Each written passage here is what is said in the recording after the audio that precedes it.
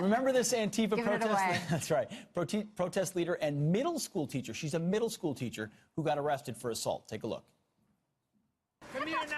Off our streets! Get the off our streets! Sir, please. Just here to protest. Please. Middle school teacher.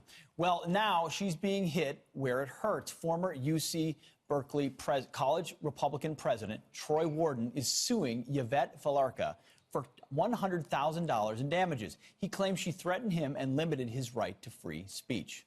Well, Mark Moisier is the attorney representing Troy Worden, and he joins us now. Hey, Mark. Good morning, Mark.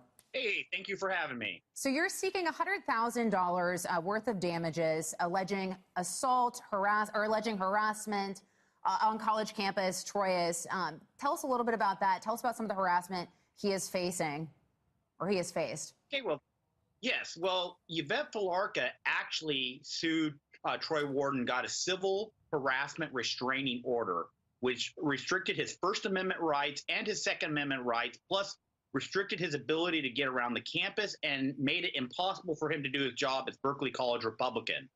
In order to get this temporary restraining order, she had to lie to the courts and, said that Troy said things that we had video evidence of their encounters, which he never said. And she alleged events that occurred at certain times and dates. And the school showed that Troy was at work during those times. So she lied to the courts, got this temporary restraining order, the purpose of which was so that she could have her meetings to disrupt the Ben Shapiro event that was going on in August. And we are now counter-suing her back for damages, and we're suing her attorneys for sanctions for bringing this frivolous action. So, Mark, we've been showing videos of Yvette. We also showed the video of her punching a protester. That was not your client, Troy Worden, but we will note that Yvette is the leader of a group called By Any Means Necessary, an Antifa or anti-fascist group, as she says. Well, by any means necessary, according to her, means punching people at events if necessary. Where do you believe this will go? Ultimately, your client is suing because he doesn't want to be assaulted and wants the ability to have free speech as a college Republican at Berkeley. What's your hopeful outcome on this? Well, as you said earlier, hit them where it hurts in their pocketbooks. And, we're not just going after her, we're going against her attorneys, because her attorneys are actually, Shanta Driver is one of the national leaders for the organization By Any Means Necessary. So we're going against the organization. This was a clear plot by the organization By Any Means Necessary to restrict the Berkeley College Republicans because they did not like the speech that they were given. Yvette Felarca has said that she thinks it's self-defense to beat up somebody who she calls a fascist, and she is calling the Berkeley College Republicans fascists. So by implication, she thinks it's okay to beat up college Republicans.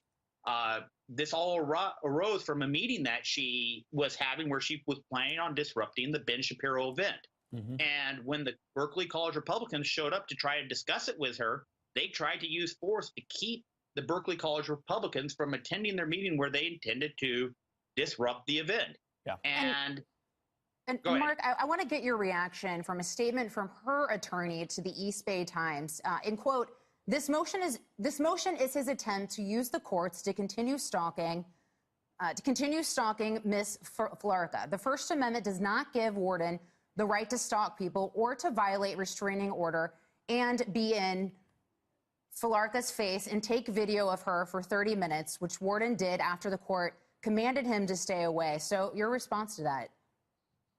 Well, it's transference. They're basically blaming Troy Worden for the actions that they themselves are doing. The allegation that he violated a restraining order actually came out in court, that she basically served him when he was, she obtained a temporary restraining order, waited till he was within 20 feet of her, and then had one of her friends serve it. Based upon the interaction between the team, he just, it was like paper thrown at him. He said, let's call the police over here. And it took the police about a half hour to come over. And when the police came over and said, yes, this is, called it in, yes, this is a temporary restraining order, he left.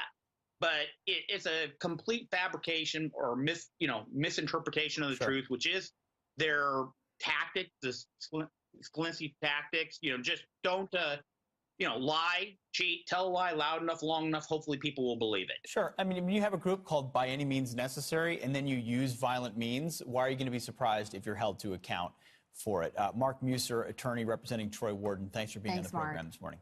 Thank you.